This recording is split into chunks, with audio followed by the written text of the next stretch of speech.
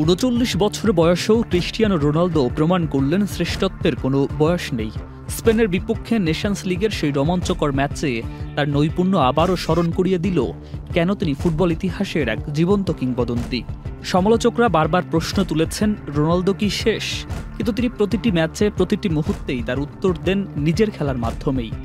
ম্যাচের ৬১তম মিনিটে Nuno মেন্দেসের cross ঠিকমতো সামনে পেয়েই রোনালদো ঝলসে উঠলেন।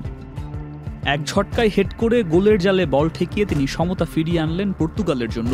এটিই ছিল তার আন্তর্জাতিক ক্যারিয়ারের ১৩৮তম গোল, এক অনবদ্য রেকর্ড যা এখনও চলমান।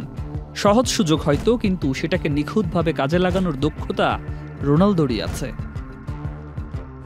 Walton Washing Machine, simplifying life with hassle-free washing. শারীরিক সীমাবদ্ধতা, বয়সের ভার, রোনালদো সেসবকে ঠেলে দেন নিজের অদম্য মানসিক শক্তিতে।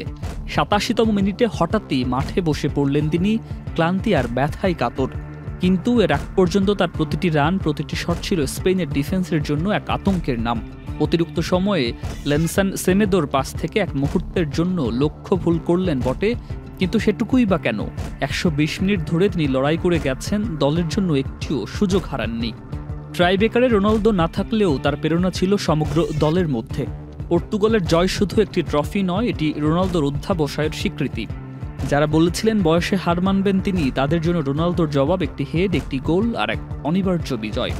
ফুটবলার মাত্রই একদিন হার মানে সময়ের কাছে, কিন্তু রোনালদো যেন সেই নিয়মকেও চ্যালেঞ্জ করেন। ৩৯ বছরেও তার স্প্রিন্ট, তার জাম্প, তার গোল করার ক্ষুধা দেখে মনে হয় তিনি এখনও সেই ২৫ বছরের তরুণ। তার চোখে শুধু জয়।